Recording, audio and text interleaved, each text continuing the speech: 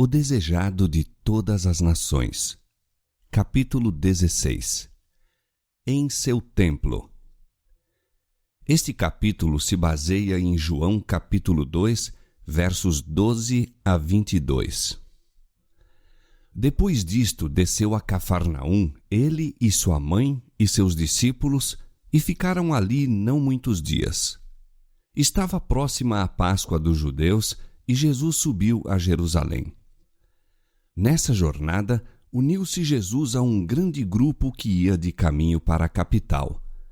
Ainda não havia anunciado publicamente sua missão e misturava-se despercebido com o povo. Nessas ocasiões, a vinda do Messias, a que o ministério de João dera tanta preeminência, era muitas vezes o tema de conversação. Com vivo entusiasmo, consideravam a esperança da grandeza nacional. Jesus sabia que essa esperança haveria de sofrer decepção, pois baseava-se em uma falsa compreensão das Escrituras. Com profundo zelo, explicava ele as profecias e procurava despertar os homens para mais acurado estudo da palavra de Deus. Os guias judaicos haviam instruído o povo de que em Jerusalém deviam ser ensinados quanto ao culto a Deus. Ali, durante a semana da Páscoa, se reuniam em grande número, vindos de todas as partes da Palestina e mesmo de terras distantes. Os pátios do templo enchiam-se de uma multidão promíscua. Muitos não podiam levar consigo os sacrifícios que deviam ser oferecidos em símbolo do grande sacrifício. Para a comodidade destes, compravam-se e vendiam-se animais no pátio exterior do templo. Ali se reunia toda espécie de gente para comprar suas ofertas. Ali se trocava todo o dinheiro estrangeiro pela moeda do santuário. Todo judeu tinha por dever pagar anualmente meio siclo como resgate da sua alma. Êxodo capítulo 30, versos 12 a 16.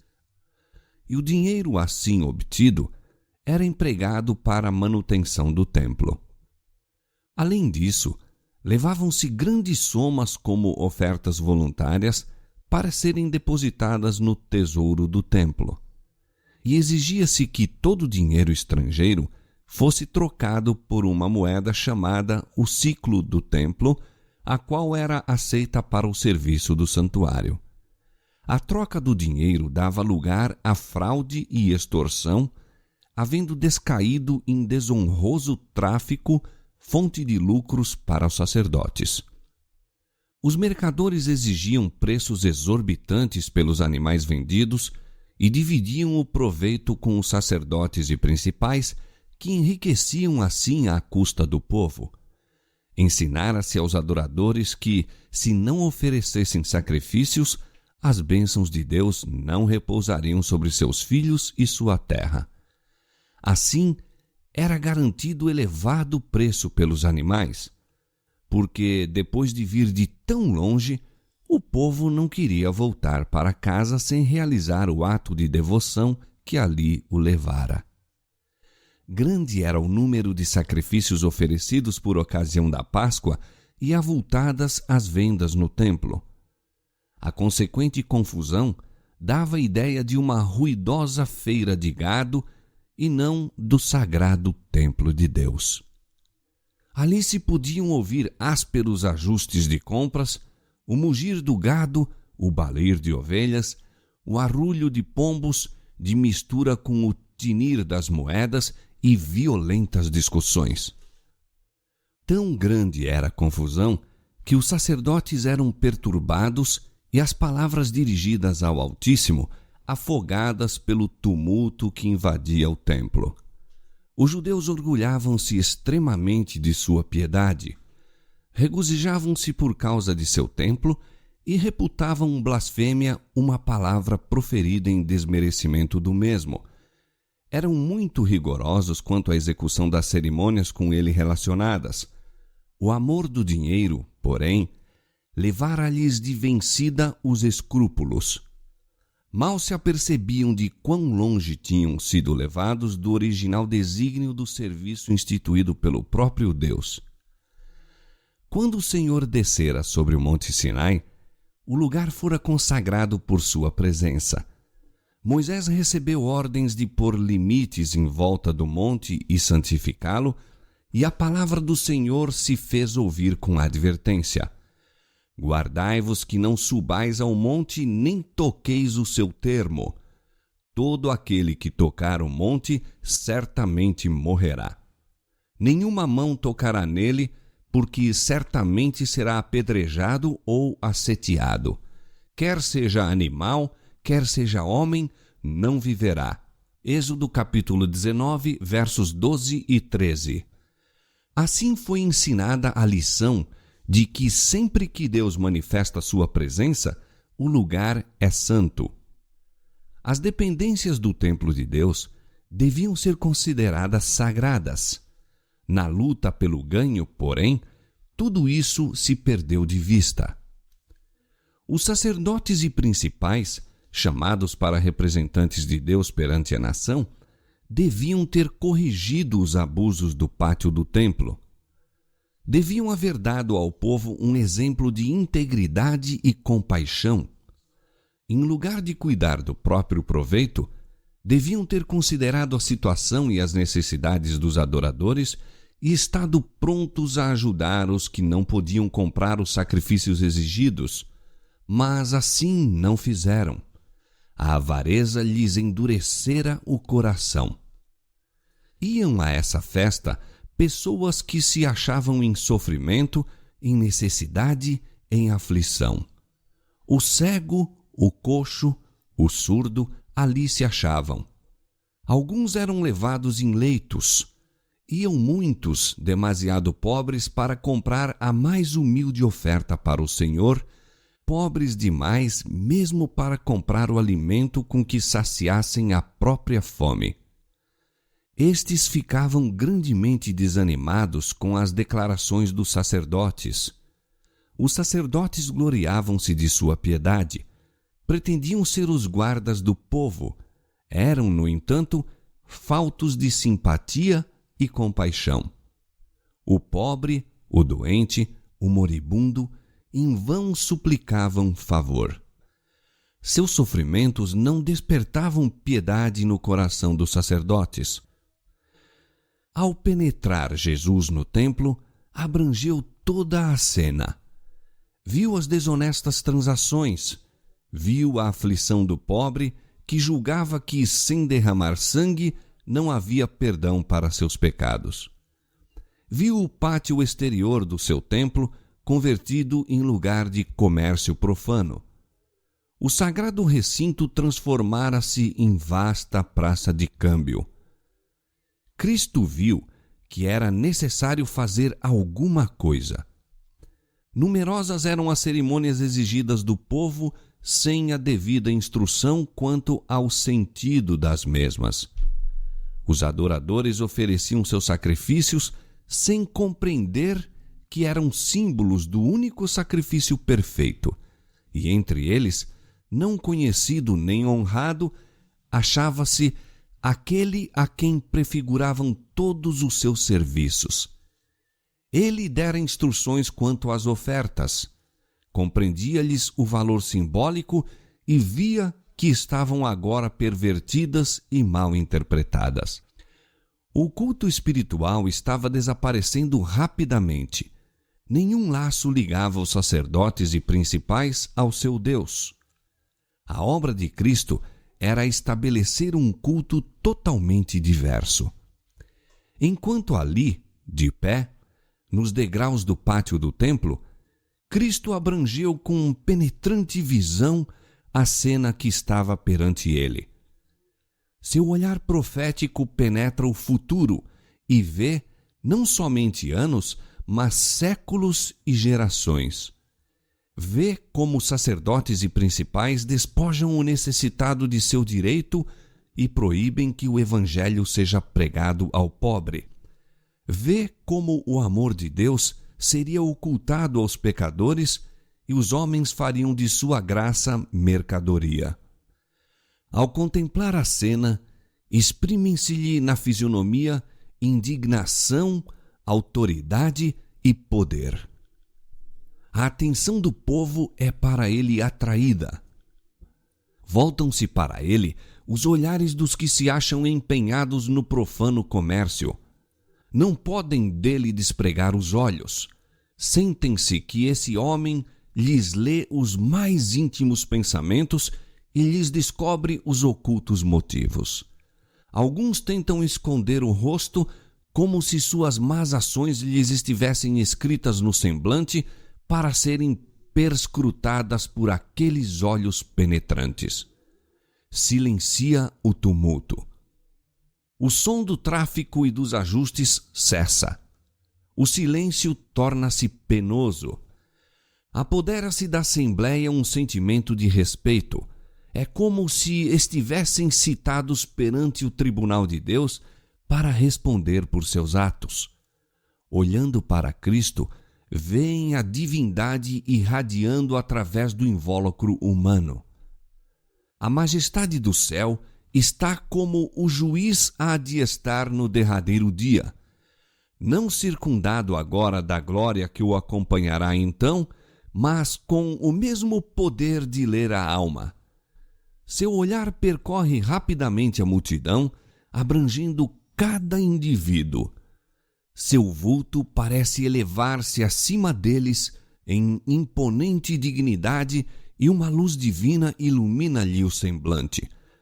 Fala, e sua clara, retumbante voz, a mesma que do Sinai proclamara a lei que sacerdotes e principais ora transgridem, ouve-se ecoar através das arcadas do templo. Tirai daqui estes, e não façais da casa de meu pai casa de venda. Descendo silenciosamente e erguendo o açoite de cordéis apanhado ao entrar no recinto, manda aos vendedores que se afastem das dependências do templo. Com zelo e severidade, nunca dantes por ele manifestados, derriba as mesas dos cambistas. Rola a moeda, ressoando fortemente no mármore do chão. Ninguém lhe pretende questionar a autoridade. Ninguém ousa deter-se para apanhar o mal adquirido ganho.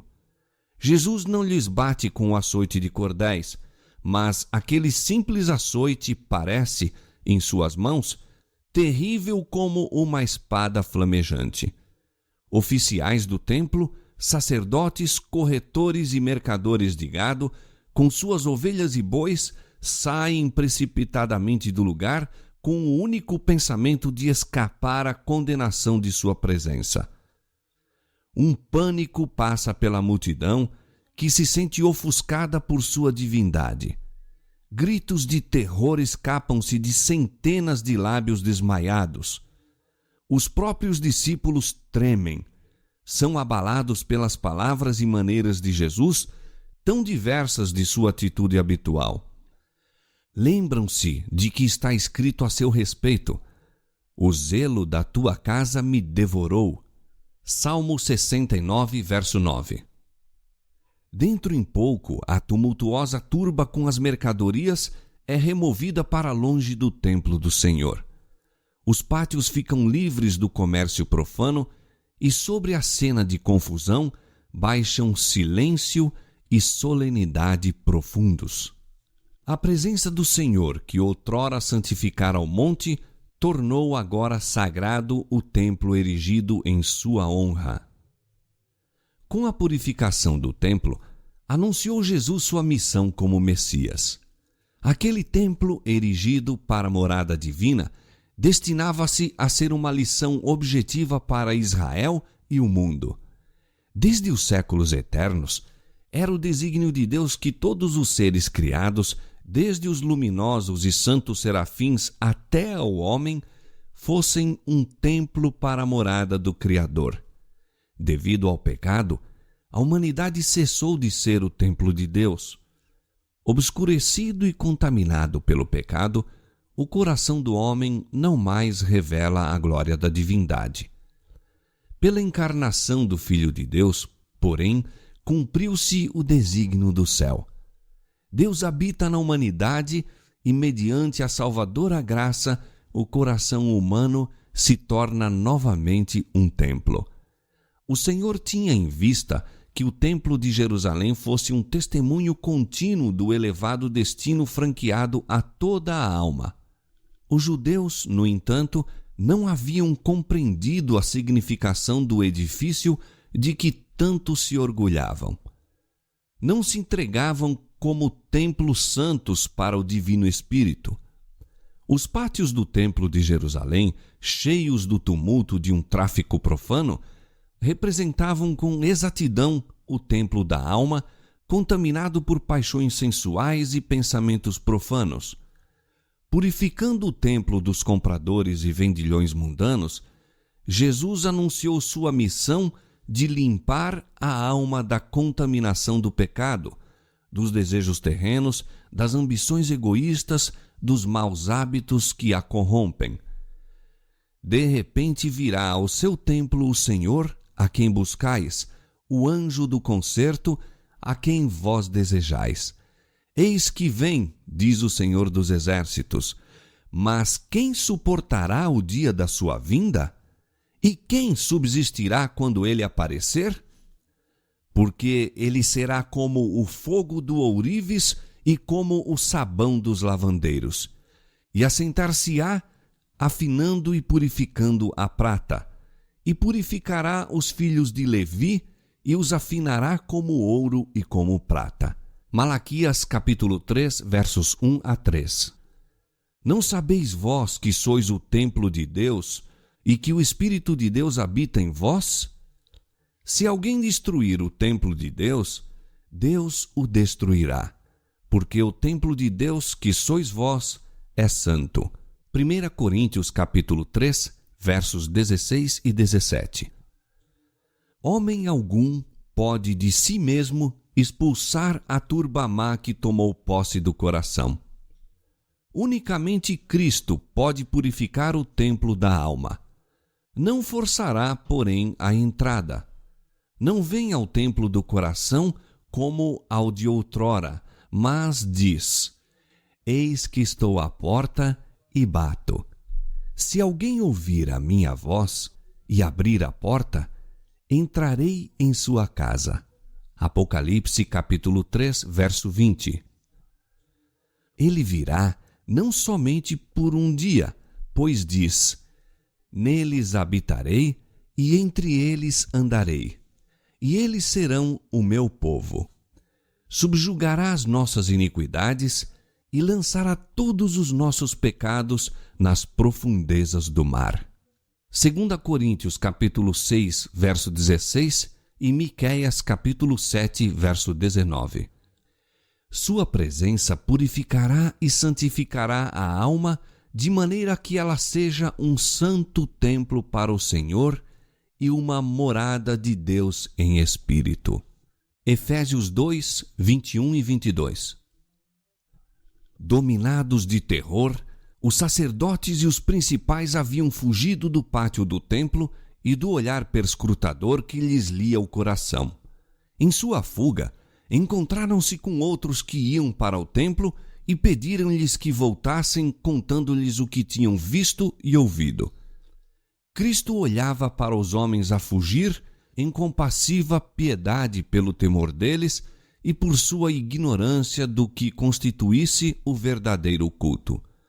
Viu nessa cena simbolizada a dispersão de todo o povo judeu por causa de sua maldade e impenitência.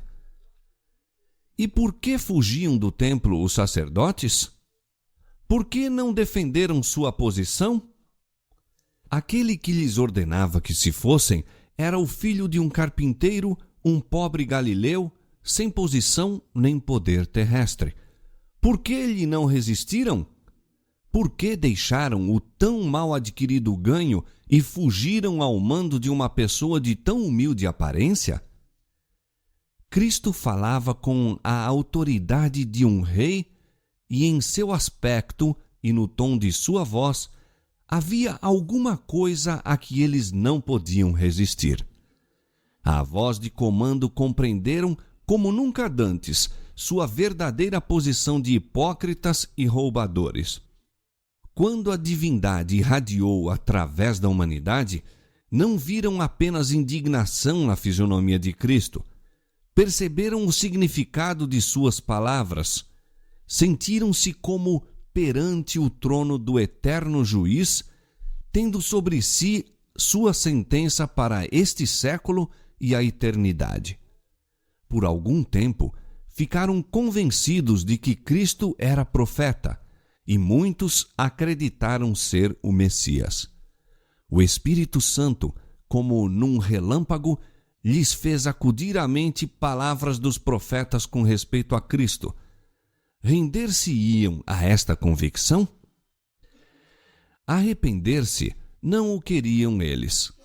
Sabiam que se haviam despertado as simpatias de Cristo para com os pobres. Sabiam-se culpados de extorsão em seu trato com o povo. Como Cristo lhes penetrasse os pensamentos, aborreceram-no. Sua pública repreensão humilhava-lhes o orgulho e tinham ciúmes da crescente influência que ia conquistando entre o povo. Decidiram intimidá-lo a declarar com que autoridade os expulsara e quem lhe a conferira. Lenta e refletidamente, mas com ódio no coração, voltaram ao templo. Que mudança, porém, se operara durante sua ausência? Ao fugirem, haviam ficado atrás os pobres e estes contemplavam agora a Jesus, cujo semblante exprimia amor e simpatia. Com olhos marejados de lágrimas, dizia às trêmulas criaturas que o cercavam: Não temas, eu te livrarei e tu me glorificarás. Para isso vim ao mundo. O povo comprimia-se diante dele, dirigindo-lhe insistentes e lastimosos apelos. Mestre, abençoa-me. Seus ouvidos escutavam a todo o clamor.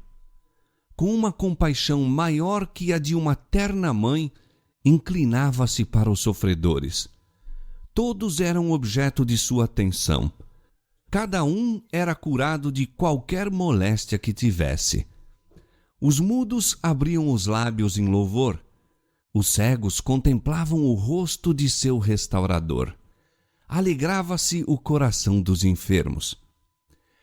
Ao passo que os sacerdotes e oficiais do templo testemunhavam essa grande obra, que revelação não era para eles o que lhes chegava aos ouvidos? O povo contava histórias de seus padecimentos, das frustradas esperanças, dos dolorosos dias e noites insones. Quando a última centelha de esperança parecia extinta, Cristo os curara. O fardo era pesado, dizia um, mas encontrei um ajudador. Ele é o Cristo de Deus e devotarei minha vida a seu serviço. Pais diziam aos filhos: Ele te salvou a vida, levanta a tua voz e bendize-o. A voz das crianças e a dos jovens, pais e mães, amigos e espectadores uniam-se em louvor. Esperança e alegria enchia-lhes o coração. O espírito possuía-se de paz. Eram restaurados na alma e no corpo e voltavam para casa proclamando por toda parte o incomparável amor de Jesus. Na crucifixão, os que assim foram curados não se uniram à turba vil que exclamava: Crucifica-o! Crucifica-o! Suas simpatias eram para Jesus, pois lhe haviam sentido a grande compaixão e o maravilhoso poder. Sabiam que era seu Salvador, pois lhes dera saúde física e espiritual. Escutaram as pregações dos apóstolos e a entrada da palavra de Deus em seu coração lhes dera entendimento. Tornaram-se instrumentos da misericórdia de Deus, de sua salvação. A multidão que fugira do templo, passado algum tempo, foi voltando devagar. Haviam se recobrado, em parte, do terror que deles se apoderara, mas suas fisionomias exprimiam irresolução e timidez. Olhavam com pasmo as obras de Jesus e ficavam convencidos de que nele tinham cumprimento as profecias concernentes ao Messias.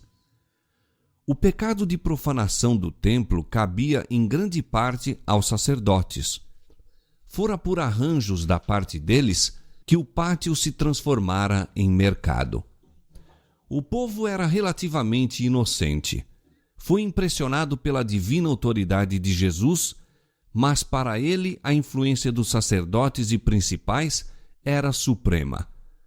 Estes consideravam a missão de Cristo como uma inovação e punham em dúvida seu direito de interferir naquilo que era permitido por autoridades do templo.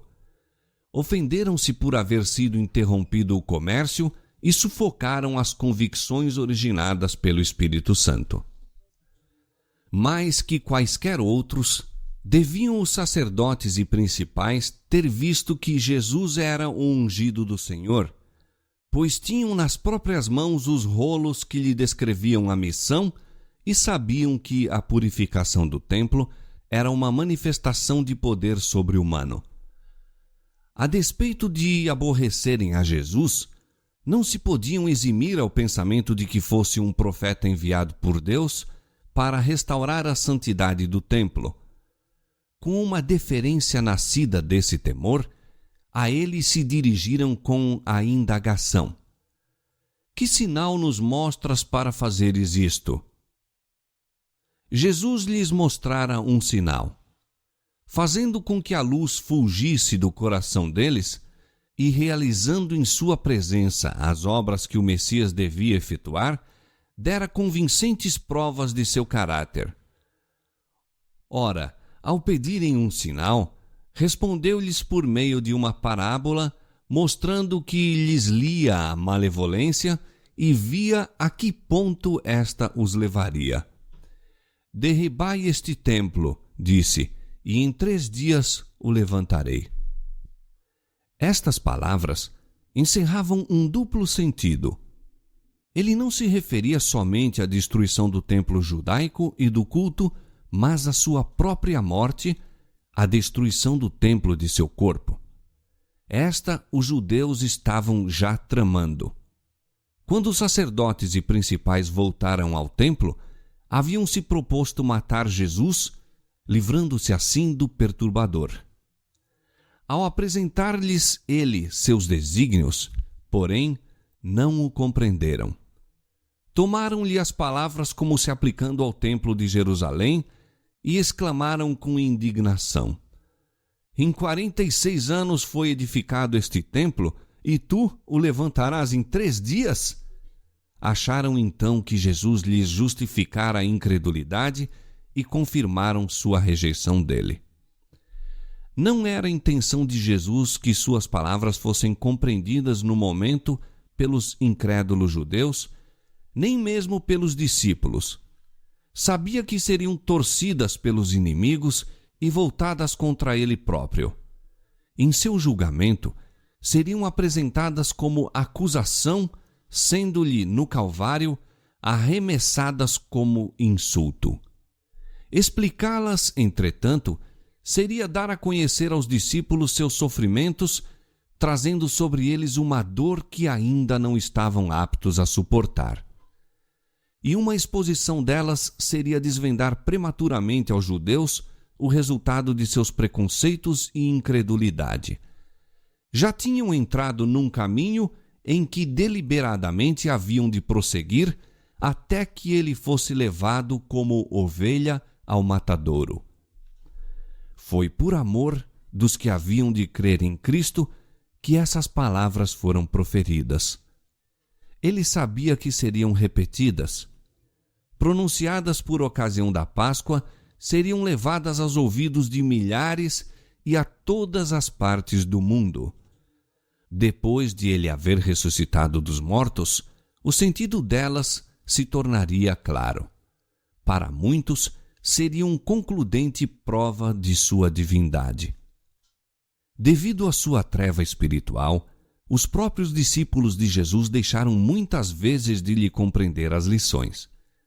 Muitas delas se tornaram claras, porém, em vista dos acontecimentos posteriores. quando Jesus já não andava com eles, suas palavras lhe serviam de esteio ao coração.